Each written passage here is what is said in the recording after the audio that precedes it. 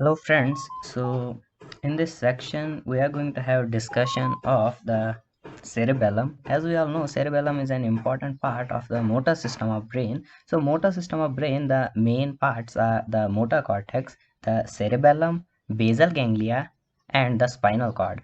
So we'll discuss all these components in detail. So in this section we are going to have a discussion of cerebellum and its role in motor functions. So before understanding physiology of cerebellum, we should have some knowledge about the anatomy of cerebellum. So this is brain stem and this is the fourth ventricle of the brain. So this part right here behind the fourth ventricle is the cerebellum.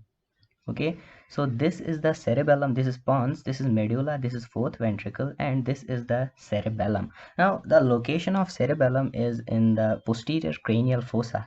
So this is the cerebellar cortex and it's located in the posterior cranial fossa of the brain. So this is the posterior cranial fossa of the brain, and it's covered superiorly by a fold of dura mater, which is called as the tentorium cerebelli. So this was something about the basic location and anatomy of cerebellum. Now if we take a look at the structure of cerebellum, cerebellum consists of two parts. The outermost part is called as the cerebellar cortex. So the outer part is called as the cerebellar cortex, and in the deep part of the cerebellum lies the deep nuclei of the cerebellum. So if we see through the section of cerebellum, so this is the section of the cerebellum. The outer part, which is not so smooth, this part is the cortex of the cerebellum, and this is the cortex of the cerebellum, and in the deep part of the cerebellum lie various nuclei. So this nucleus, which has teeth like projections, is called as the dentate nucleus, which is the largest nucleus in the cerebellum. It also contains other nucleus. This is the emboliform nucleus, this is the fastigial nucleus, and another nucleus, this is the globose nucleus. So there are four nuclei, deep nuclei present in the cerebellum. These are known as the dentate nucleus, the emboliform nucleus, the globose nucleus, and the fastigial nucleus. Now all these nuclei, they are excitatory in nature, and they from these nuclei the output from the cerebellum goes to the thalamus. Now, if we take a look through another section of cerebellum, we see that cerebellum is divided into various parts. Now, there are various physiological divisions of cerebellum which perform different functions. So, in order to understand physiology, we have to divide cerebellum according to the function. So, this part of cerebellum, which consists of vermis and two intermediate parts, this is known as the spinocerebellum. The two lateral areas, they form the neocerebellum. Neocerebellum is the most recently evolved cerebellum, and this part is called as the vestibulocerebellum. Now, this part is anatomically called as the flocculonodular lobe of the cerebellum. Now, these different parts of cerebellum, they have different functions. So, spinocerebellum, it's mainly associated with the function of coordination. So, the function of coordination of cerebellum we'll study in detail in a few moments. Neocerebellum is mainly associated with the planning of the motor movements. So it is a higher function and it works along with other components such as basal ganglia. Vestibulocerebellum is mainly associated with the function of balance and or the equilibrium. It works in association with the vestibular apparatus and the vestibular nuclei. So the main functions of cerebellum are coordination, planning of motor movements, and the balance or the equilibrium. Now we'll study in detail the function of coordination, and these different parts, they work in association with the deep nuclei for performing these functions. Spinocerebellum, it works in association with fastigial nucleus, globose nucleus, and emboliform nucleus to perform the function of coordination. Neocerebellum works in association with dentate nucleus, and vestibulocerebellum works in association with the vestibular nucleus and the vestibular apparatus present in the inner ear. So if we just briefly revise the functions of cerebellum, so we discussed we mainly mentioned three main functions of cerebellum. The first important function of cerebellum is the coordination of motor movements. The second function of cerebellum is the planning of motor movements, and the third function of cerebellum is the balance or the equilibrium. Now, uh, among these functions, the function of coordination, we'll have to discuss it in detail in this chapter. Planning is a higher function. So coordination of movements, it means the if a movement starts and stops in a proper manner at exact points, so the movement is called a coordinated movement. Now if there is some lesion in the cerebellum, then the person will not be able to stop the movement of his limb or hand at the target point. So in that case, that would be called as past pointing. So if a person starts and stops movement properly at exact points and on exact time, the that's called as a coordinated movement. Now balance, the function of balance will be discussed in detail in the vestibular apparatus, which will be discussed in the topic of special senses. So here we are mainly going to discuss the function of coordination. Now in order to understand the coordination by the cerebellum, we need to understand a signaling circuit which is called as the start stop signaling circuit, which is the function of the cerebellum. So this is how coordination is done, how a movement starts and then stops, and then in the next cycle the movement again has to start and stop at appropriate times. So this is the start stop signaling circuit. Now in order to understand this, we'll have to understand the structure of the cerebellum first. So there are 5 different cells present in the cerebellum. The first important cell is called as the stellate cell. Another cell is called as the basket cell. It also contains Purkinje cell. Purkinje cell is the largest cell present in the cerebellum. The other 2 cells are the granule cells and the Golgi cells. So these are 5 different cells which are present in the cerebellum. Now all these cells, they are present in the cerebellar cortex. That means they are present in the superficial layers of the cerebellum, and deep to these cells are the deep nuclei. So stellate cell, almost all these cells, they are inhibitory in nature except granule cells. So granule cell is the only cell in the cerebellum which is excitatory cell. Others all cells are inhibitory in nature. And the output cell of the cerebellum is the Purkinje cell. It means the only efferent cell in the cerebellum is the Purkinje cell. Now we'll have a better understanding of this once we discuss the diagrammatic representation of these cells. Now these 5 different types of cells, they are arranged in 3 different layers in the cerebellar cortex.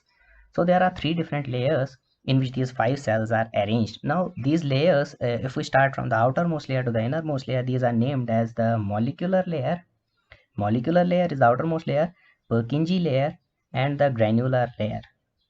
So these are from outer to the inner side. Now these can be remembered by a simple acronym, that's my personal garden.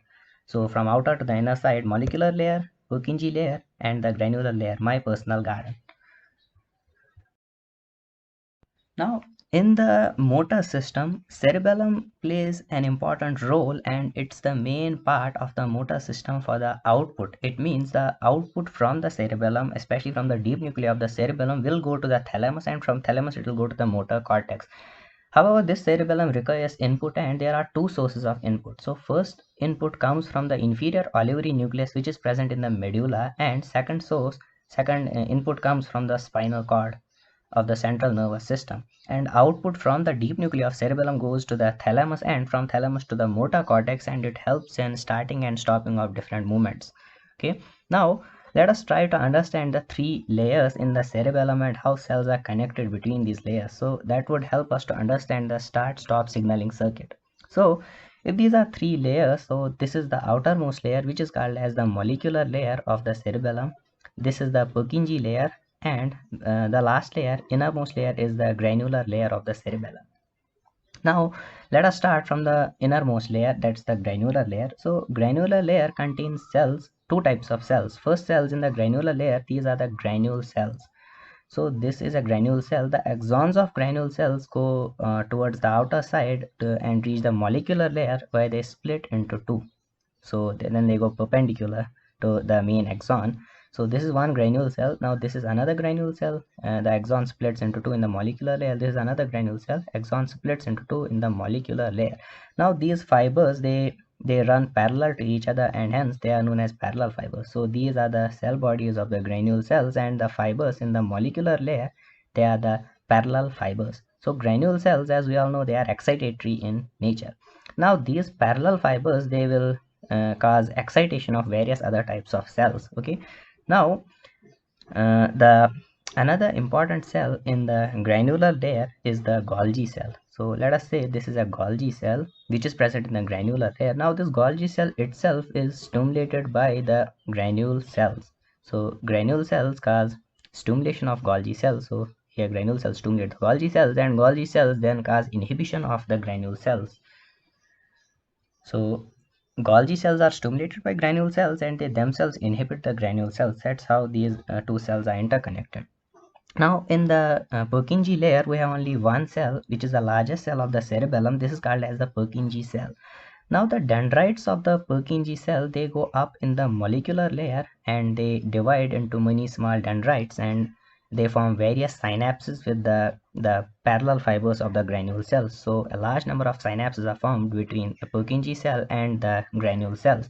And the axon of the Purkinje cell, it goes in the deeper part of the cerebellum, where it synapses with the deep nuclei of the cerebellum. Since Purkinje cell is an inhibitory cell, so it will be inhibiting the deep nucleus of the cerebellum. So this is the Purkinje cell, which is stimulated by the granule cell and inhibits the deep nucleus of the cerebellum. Now in the molecular layer, two different cells are present. So these are the basket cells and the stellate cells. So let us say this is a stellate cell, which is actually a star-shaped cell. This cell is inhibitory cell and it inhibits Purkinje cell, and itself it is stimulated again by the granule cell. Similarly, basket cell, again it's an inhibitory cell, it inhibits Purkinje cell and itself it stimulates the granule cell. It is stimulated by the granule cell and inhibits the Purkinje cell. So this is how these 5 different types of cells are arranged in 3 layers and how they are connected to each other. And finally, the efferent cell, that's the Purkinje cell, that goes to the deep nuclei, and output from the cerebellum goes from deep nuclei to the thalamus and the motor cortex. Now, let us try to understand the mechanism of start-stop signaling circuit in detail. So for that, again, we'll have to draw the 3 layers of the cerebellum. So this is the molecular layer, in between is the Purkinje layer, and the innermost layer is the granular layer of the cerebellum. Now again, this is the deep nucleus, which is present inner to the granular layer in the deeper part of the cerebellum. Let us say this here is the section of medulla, which contains inferior olivary nucleus. So this is a section of medulla at the level of inferior olivary nucleus. These are two inferior olivary nucleus in the medulla, and below this is the section of a spinal cord. So this is section of the spinal cord. Now these sections are important because they are the main source of input for the cerebellum. So we'll see that in a few moments. Now, so this is the inferior olivary nucleus and this is the spinal cord. Now in the granular layer of the cerebellum, we have granule cells. So again, let us revise what we studied earlier. So these are granule cells. The axons go to the molecular layer and divide into 2. Again, these are the granule cells. Axons go to the molecular layer and divide into 2. Again, same. Axons go to the molecular layer and divide into 2, and in the molecular layer they form the parallel fibers. So these are the granule cells, and in the molecular layer they form parallel fibers. Now another important cell, which is the efferent cell of the cerebellum, is the Purkinje cell. Its dendrites go to the molecular layer and form numerous synapses with the axons of the granule cells, and the axon of the Purkinje cell, it goes to the deep nucleus of the cerebellum. Now another important cell in the granular layer is the Golgi cell, which itself is this is the Golgi cell. It inhibits the granule cell, and itself it is stimulated by the granule cell. So this is the granule cell which stimulates the Golgi cell. Another two important cells, one is the basket cell. So let us say this is the basket cell. It inhibits the Purkinje cell and itself is stimulated by the granule cell. And then the last cell is the stellate cell, which again inhibits the Purkinje cell and is stimulated by the granule cell. So these are the connections in the 3 layers of cerebellum. Now let us see the function of coordination, that is start-stop signaling circuit. So first of all, let us try to understand what do we mean by start-stop signaling circuit. It means for the coordination of movement, a movement has to start at a proper time in a proper manner and stop at a proper time in a proper moment, and then the movement has to again start and stop. So for this, now for start signal, that means when the movement has to start, the fibers from the inferior olivary nucleus, they stimulate deep nucleus. So once deep nucleus is stimulated, the fibers go to the thalamus, and from thalamus these fibers go to the motor cortex of the brain, and from motor cortex fibers go to the muscles, and there is start of the movement. So for the start of signal, so the start signal is generated when the fibers from the inferior olivary nucleus stimulate the deep nucleus. Now these fibers from the inferior olivary nucleus, they later on they go to the Purkinje cell and wind around the dendrites of the Purkinje cell. So They wind around the dendrites of the Purkinje cell and they cause stimulation of Purkinje cell. Since Purkinje cell is an inhibitory cell, this cell inhibits the deep nucleus and this stops the movement. So that's how stop signal is generated. So in the first cycles, so these fibers, they are called as climbing fibers. So climbing fibers arise from the inferior olivary nucleus of the medulla and they cause stimulation of deep nucleus initially, which is responsible for generating the start signal. Let me change the color of this in order to have a better understanding. And later on they cause stimulation of the Purkinje cell, and Purkinje cell being an inhibitory cell will inhibit the deep nucleus and the signal which had initially started the movement, that's going to stop now. So this will result in stopping of movement. So this is the first cycle. Now the movement has to again start. So the Purkinje cell which is causing stopping of the movement, now the Purkinje cell has to be inhibited so that the inhibition of deep nucleus does not occur. So for that we have another source of input which comes from the spinal cord. So this is the fiber which emerges from the spinal cord and it goes up into the cerebellum and stimulates the granule cells of the cerebellum. So these fibers are called as spinocerebellar fibers as they go from spinal cord to the cerebellum. So spinocerebellar fibers, they are also called as mossy fibers. So another name for them is mossy fibers. So these fibers, they go from spinal cord and stimulate the granule cells of the cerebellum. Now granule cells cause stimulation of basket cells and stellate cells in the molecular layer of cerebellum, and both these cells inhibit the Purkinje cell. So inhibition of Purkinje cell does not cause inhibition of the deep nucleus, and so the new cycle of movement can start. Again movement can start and then it has to stop by the same mechanism. So if we want to remember just the physiology part in an easy manner, so we'll write these cells: Purkinje cell, stellate cell, basket cell, Golgi cell, and granule cell. So granule cell is the excitatory cell. So for the start of movement for the first cycle, the input comes from the inferior olivary nucleus and these fibers are called as climbing fibers. So climbing fibers are initially going to stimulate the deep nucleus of cerebellum, which results in start signal. So the movement is going to start, and afterwards for the movement to stop, they are going to stimulate Purkinje cells and Purkinje cell is going to inhibit the deep nucleus, so that will generate the stop signal. And for the next cycle, in order to start movement again, Purkinje cell must be inhibited. For that, fibers, they emerge from the spinal cord. These are known as mossy fibers.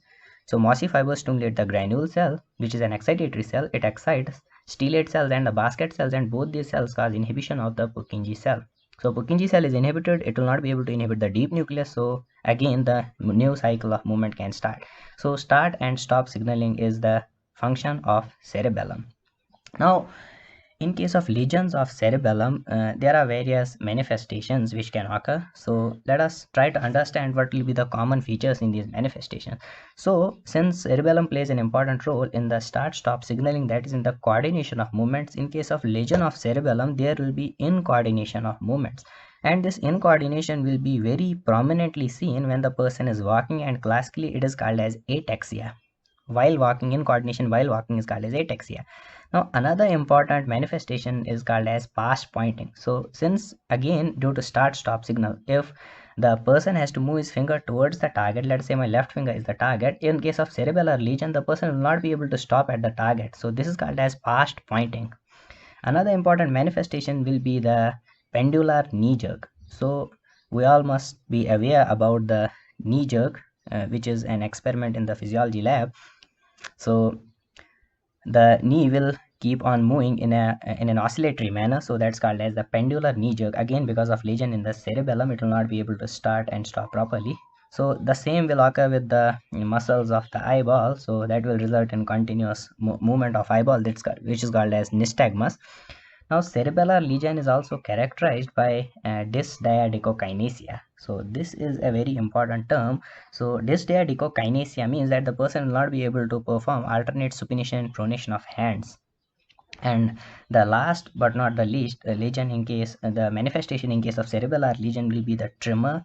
However, these tremors are called as intention tremors. They are not seen at rest. They are only seen when the person intends to perform a movement. So they are intention tremors. Resting tremors are seen in the Parkinson's disease, and intention tremors are seen in the cerebellar lesions.